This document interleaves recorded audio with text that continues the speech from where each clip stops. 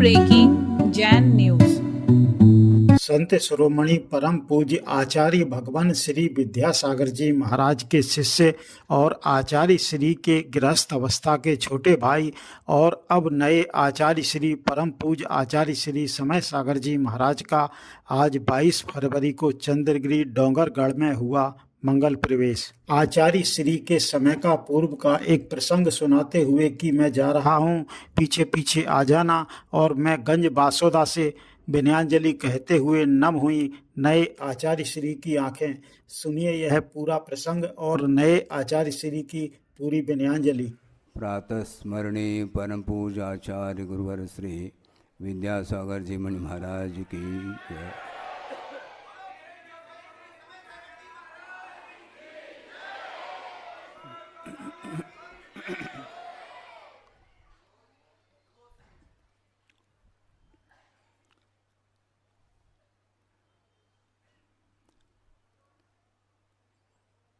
आपके सामने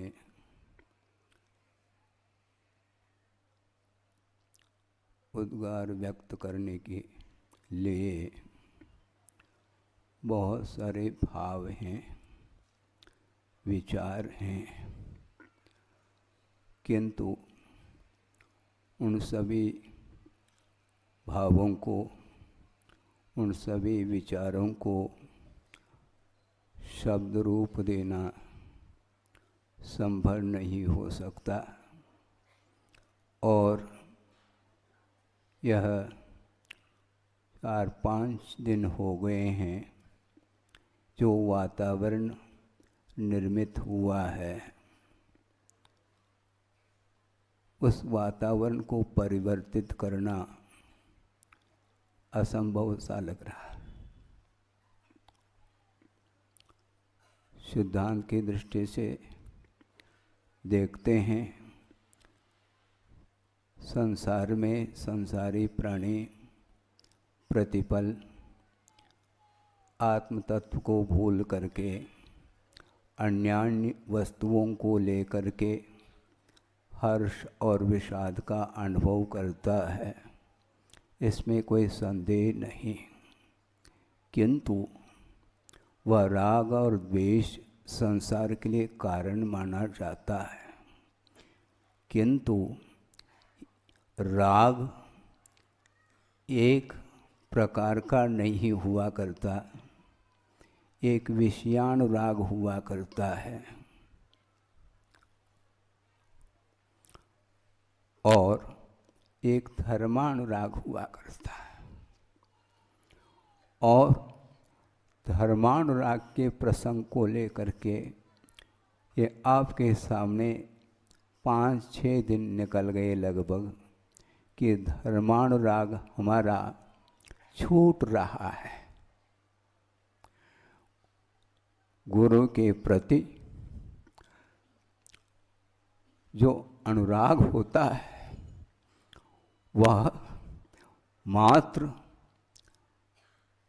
श्रवण तक ही सीमित नहीं, किंतु मैं सिद्धांत के आधार से आपके सामने बहुत संक्षेप से विषय रख रहा हूँ।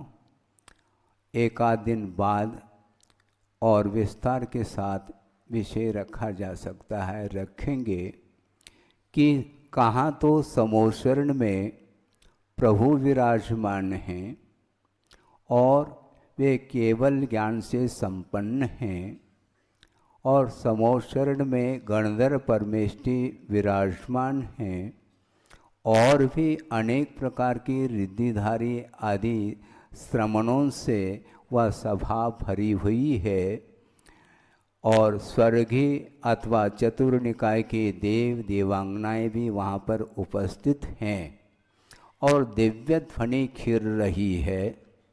और उस दिव्य ध्वनि का श्रवण करके द्वादशांकी पाठी जो गणधर परमेष्टि है श्रुत केवली के रूप में विराजमान हैं, और उसके साथ साथ एक और गणधर पद माना जाता उससे भी विभूषित हैं, और उस दिव्य ध्वनि की विराटता, उसकी गहराई को समझते हुए और सूक्ष्म से सूक्ष्मतम तत्व का व्याख्यान, तत्व के स्वरूप के बारे में विश्लेषण चल रहा है।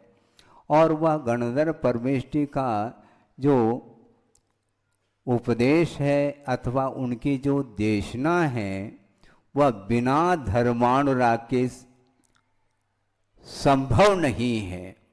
जब उनकी भूमिका में भी धर्मानुराग सामने है तो हम कहाँ लगते हैं? हम धर्मानुराग से नीचे उतर ही नहीं पाएंगे, ये ध्यान रखें। इसलिए किन शब्दों से उद्गार करें? आचार्य महाराज ने जो कार्य किया है वह कार्य आगमोक्त पद्धति से इस कार्य को संपन्न किया है। बड़ी निर्भीता के साथ उन्होंने कार्य किया है।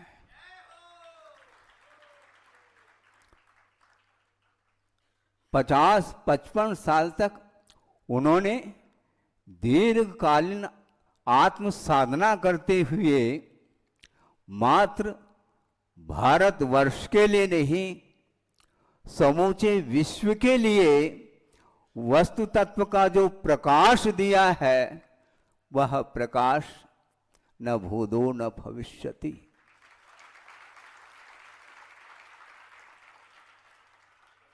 आचार्य महाराज की 1968 में आषाढ़ सुदी पंचमी के दिन दीक्षा, जैनेश्वरी दीक्षा संपन्न हुई।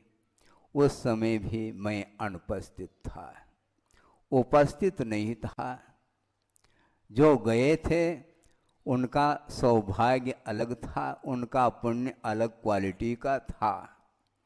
किंतु आचार्य श्री की दीक्षा संपन्न होने के लगभग 20 दिन के उपरांत उनके चरणों में जाने का अवसर मिला, जबकि 2 साल उनको घर का त्याग करके समय निकल चुका था।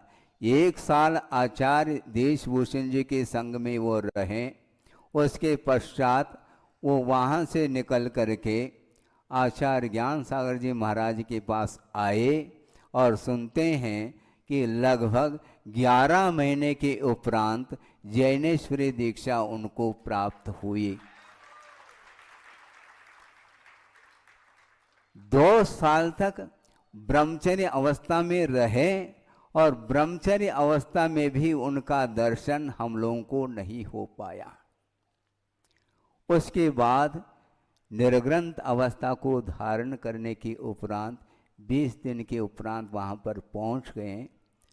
अजमेर में भागचंद शेठ सोनी जी की जो नशिया हैं, सोने की नशिया से वह ख्यात है, और वहाँ पर पहुँच गए। वह सारा का सारा दृश्य सामने आ रहा है स्मृति पटल पर।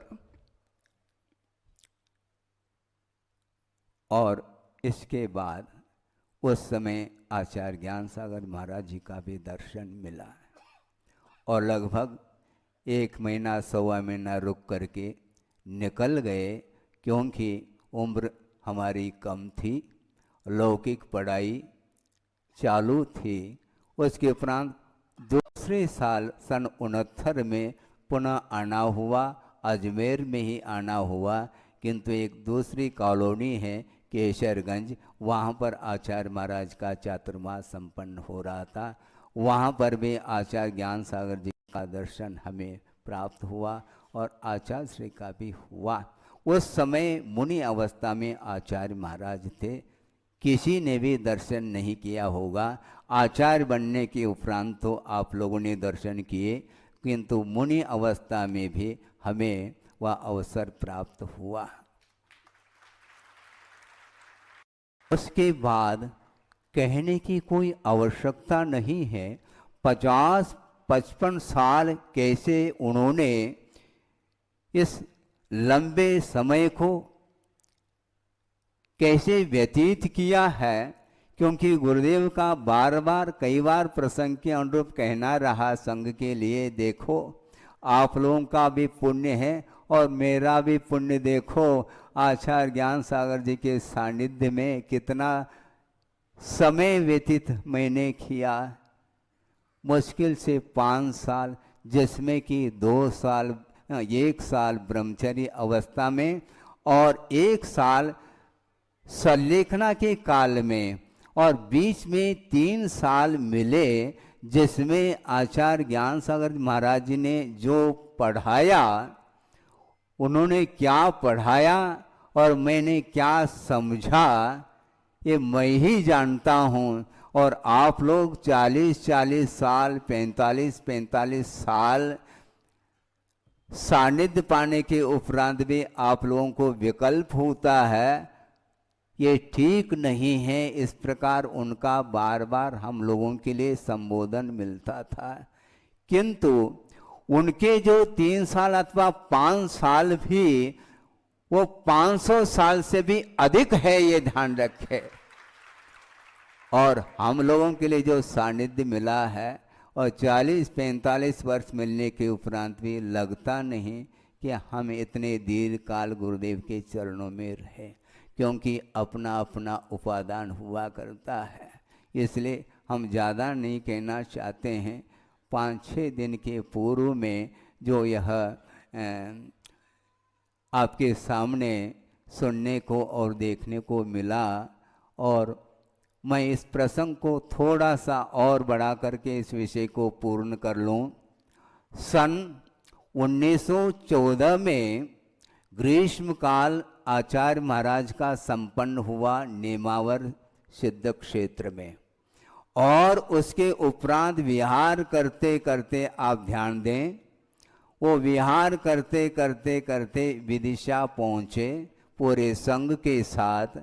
और वर्षायोग संपन्न होने के उपरांत, अभी भी मुझे तारीख याद है, शायद भूल भी सकता हूँ, 17 नवंबर 2014, 1914 नहीं 2014, इसलिए बीच बीच में आप लोग याद दिलाएं तो ज़्यादा अच्छा, क्योंकि दिमाग काम नहीं कर रहा है।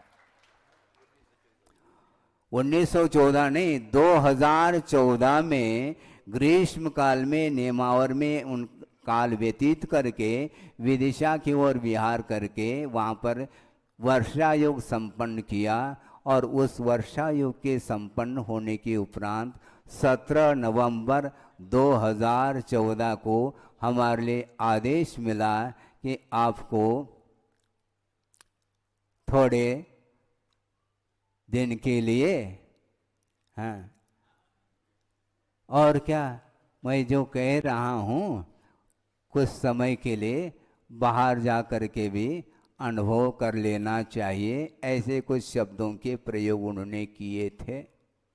और उनके आज्ञा के अनुरूप 2014 निकल करके 2015 में इंदौर में चातुर्मास संपन्न हुआ, 2016 में बागीदोरा में हुआ, 2017 में अशोकनगर, और 2018 में सतना में वर्षा योग संपन्न हुआ। उसी समय आचार्य महाराज सतना से बहुत करीब थे, खजुराहो में वो वर्षा योग संपन्न कर रहे थे, और उनके संघ में योग सागर जी आदि सारे श्रमण संघ वहाँ पर उनके साथ था। और वर्षा योग संपन्न होने के उपरांत मन में भाव आया, आचार्य महाराज पास में हैं, जाने का मन तो था, लेकिन बिना आज्ञा के थोड़ी जा सकते हैं। हम लोगों ने संकेत मंगवाया कि महाराज आपके आज्ञा के अनुरूप वर्षा योग संपन्न हुआ है, अब आगे के लिए हम प्रतीक्षा में हैं आपके संकेत के लिए। तो उन्होंने ये शब्द बोला, मैं जा रहा हूँ, पीछे पीछे आ जाना। मैं जिधर जा रहा हूँ पीछे पीछे आ जाना। वह इसलिए इस प्रसंग को रखा। उसी प्रकार मैं गंज बासोदा से पीछे पीछे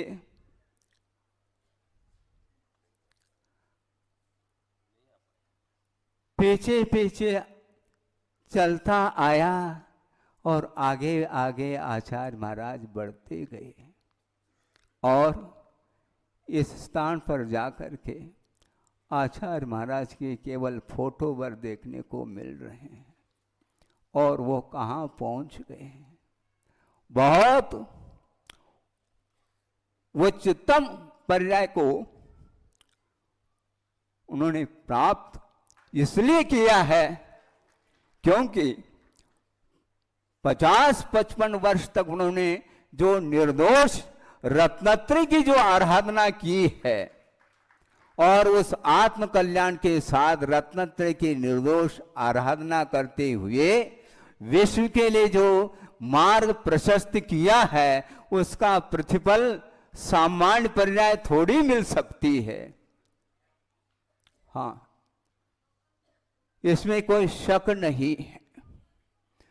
जो भी हो वो हमारे लिए परोक्ष है, किंतु उच्चतम पर्याय को निश्चित रूप से उन्होंने प्राप्त कर लिया है और मुझे पूर्णतः यह श्रद्धा का एक आस्था का विषय बन चुका है कि बहुत ही अत्यल्प काल में उस पर्याय को पूर्ण करके कहां पर किस पर्याय को प्राप्त करेंगे, आगे के पर्याय मत पूछो। और एक भक्ति है, एक भावना है, क्योंकि प्रत्यक्ष ज्ञान का विषय नहीं है, किंतु भाव मन तो यही कहता है निश्चित रूप से तीर्थंकर प्रकृति का बंध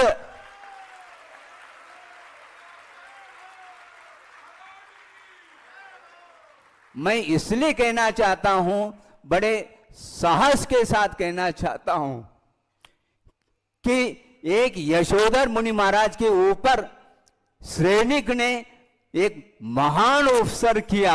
उसके उपरांत उस अज्ञान दशा में उपसर करने के उपरांत जब ध्यान से निवृत्त होते हैं यशोधर महाराज, उस समय चेलना रानी और श्रेणिक दोनों पहुंचे हैं और अपने किए हुए अनर्थों को सामने रखा और नमोस्तु किया। तो दोनों के लिए साम्य भाव के साथ उन्होंने धर्म वृद्धि का आशीर्वाद दिया। उसके फल स्वरूप जो उनके अंदर श्रेणी के अंदर जो पश्चाताप रूपी अग्नि झुलसने लगी और उसके फल स्वरूप मिथ्यात्व के साथ उन्होंने जो नरकाई का बंद किया था वो तो अपनी जगह है। इसके उपरांत पवित्र परिणाम होने के फल स्वरूप षोडशकारण भावना के माध्यम से उन्होंने सम्यक दर्शन को भी प्राप्त कर लिया और सम्यक दर्शन को क्षय के रूप में भी परिवर्तित किया और साथ साथ तीर्थंकर के पाद मूल में षोडशकारण भावना के माध्यम से तीर्थंकर प्रकृति के उज्ज्वल परिणाम उनके अंदर हुए। कौन है वो श्रेणिक है, अविरति है, असंयमी है। और कहाँ तो ये स्थिति है श्रेणिक की, और इधर आचार्य महाराज ने जो 50-55 साल तक जो सच्चे देव गुरु शास्त्र की आराधना करके चतुर्विध संघ का निर्माण करके और समाज के लिए ही नहीं पूरे देश और राष्ट्र के लिए, विश्व के लिए जो अहिंसा का जो स्वरूप है, मोक्ष मार्ग का जो स्वरूप है, उसको प्रदर्शित प्रशस्त बनाते हुए वो इस कार्य को उन्होंने संपन्न किया है। हमारे पास शब्द नहीं और न समय है, इसलिए उनके चरणों में इतना ही भाव व्यक्त करना चाहता हूँ।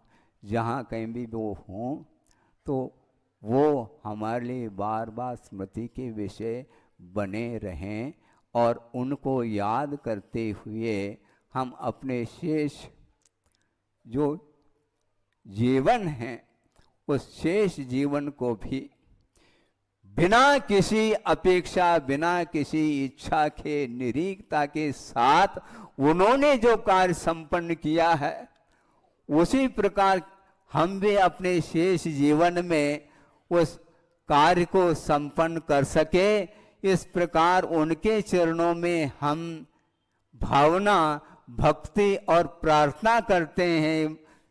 प्रभु हमारे लिए उसी प्रकार शक्ति प्रदान करे, क्योंकि भावना भी अपने आप में सिद्धांत तक ले जाने वाली भावना मानी जाती है। इसलिए हम गुरु से और प्रभु से प्रार्थना करते हैं कि थोड़ा सा जीवन बचा है और उसको उसी प्रकार जो उन्होंने कार्य किया है निरीता के साथ, उसी प्रकार निरीता के साथ हम रत्नत्र की आराधना करते हुए इस पार्थिव शरीर का विसर्जन कर सकें, इस पवित्र भावना के साथ। अहिंसा परमो धर्म की जय। आचार्य प्रवर श्री विद्यासागर जी मुनि महाराज की जय। बोधि सब